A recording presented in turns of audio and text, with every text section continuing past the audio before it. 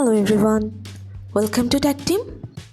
Today in this video, I'm gonna show you how to hide archive chat in your WhatsApp.